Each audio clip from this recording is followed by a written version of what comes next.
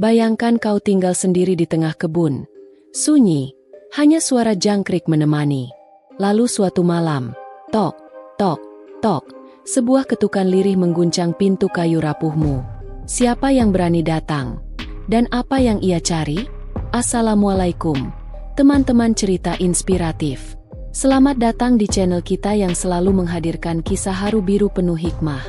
Kalau kisah ini menyentuh hatimu, jangan lupa tekan tombol suka, tulis komentar, dan tentu saja, subscribe supaya kamu gak ketinggalan cerita berikutnya. Yuk, sisipkan doa terbaik di kolom komentar. Semoga setiap petani di pelosok negeri mendapat rezeki berlimpah dan perlindungan dari Allah. Di pinggir hutan yang lebat dan nyaris terlupakan oleh peta, berdirilah sebuah gubuk tua beratap daun rumbia yang sudah mulai lapuk.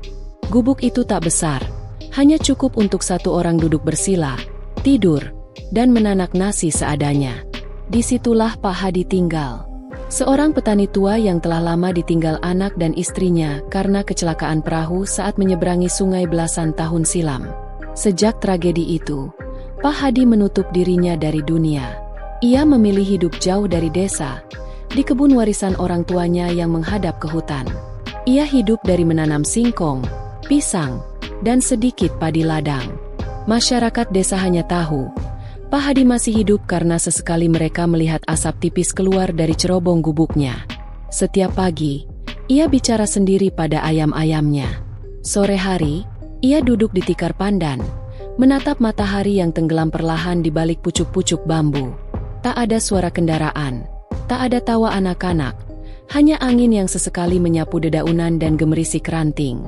Namun malam itu, ada yang berbeda. Angin lebih kencang dari biasanya.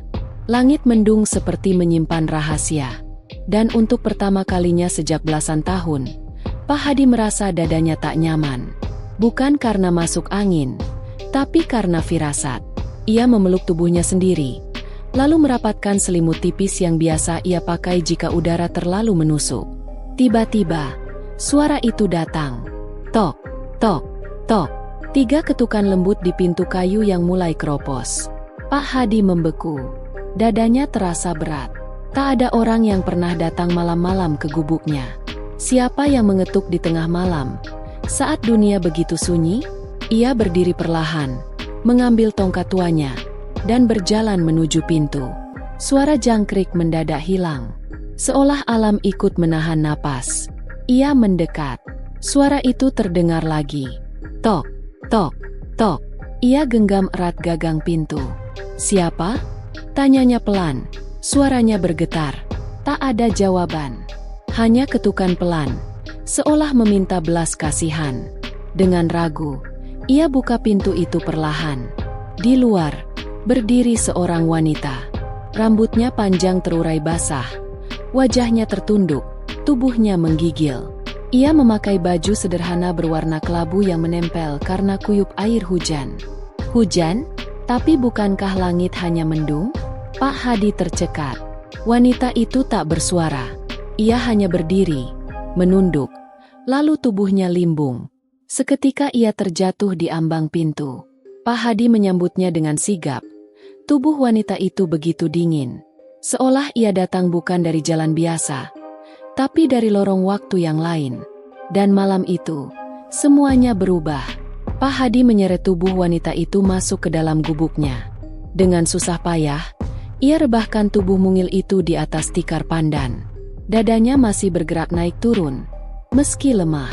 Pak Hadi cepat-cepat mengambil sisa air rebusan jahe dan meneteskannya ke bibir wanita itu. Ia berharap wanita asing ini tidak meninggal di tempatnya. Beberapa menit berlalu.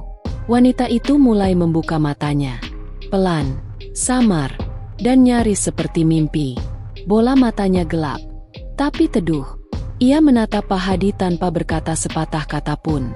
Hanya senyum samar yang muncul di wajahnya.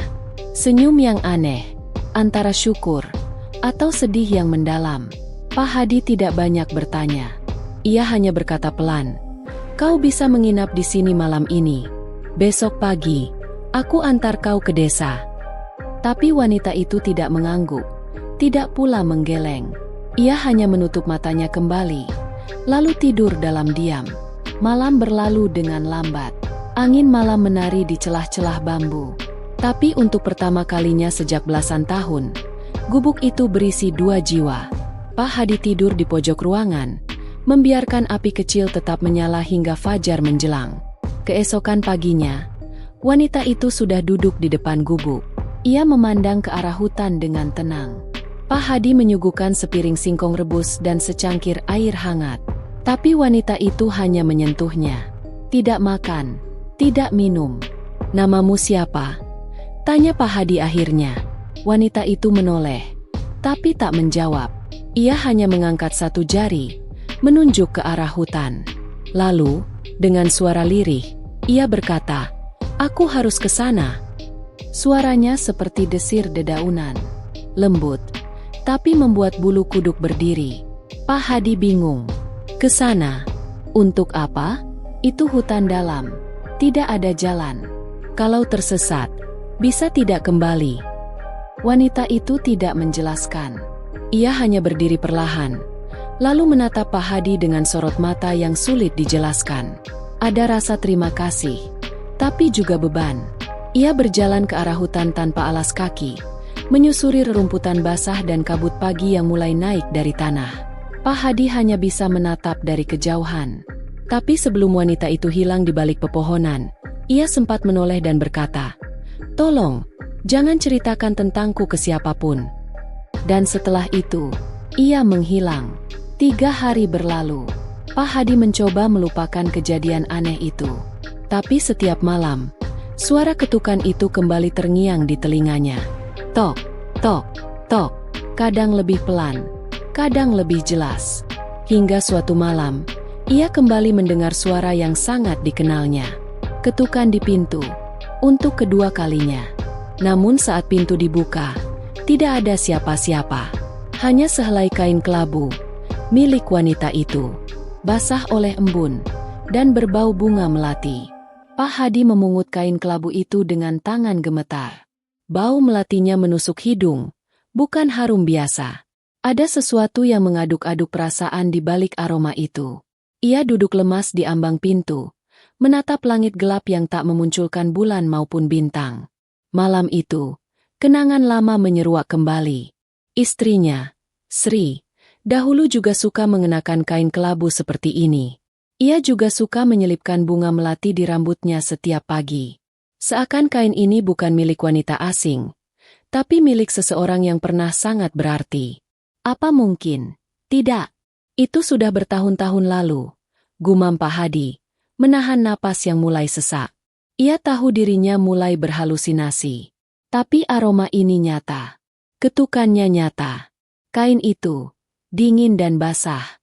Keesokan harinya, ia mencoba mencari jejak wanita itu di pinggir hutan. Namun, tanah becek tak menunjukkan jejak kaki. Rerumputan seperti tak pernah dilalui siapapun. Seolah wanita itu benar-benar lenyap begitu saja. Atau, memang bukan berasal dari dunia yang sama. Beberapa hari berlalu. Tapi kehidupan Pak Hadi mulai berubah. Pagi-pagi ia mendapati ladangnya yang biasanya gersang, kini basah dan subur.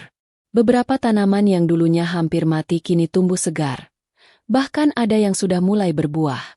Aneh, karena ia merasa tidak pernah menyiramnya. Yang lebih mengejutkan lagi, suatu malam ia mendengar suara lirih di balik dinding bambu. Suara perempuan sedang membaca.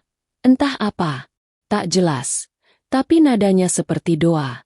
Pak Hadi menyelinap mendekat, menempelkan telinganya ke dinding. Tak ada siapa-siapa. Hening.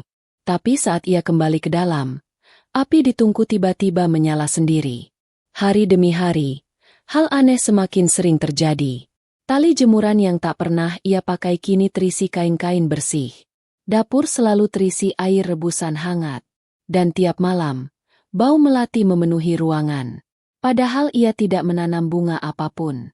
Warga desa pun mulai membicarakannya. Beberapa orang mengaku melihat siluet wanita berkebaya kelabu di dekat hutan, berjalan tanpa suara. Ada pula yang bersumpah melihat wanita itu duduk di tepi sungai dengan mata sembab, menatap air yang mengalir pelan. Pak Hadi mulai merasa gelisah.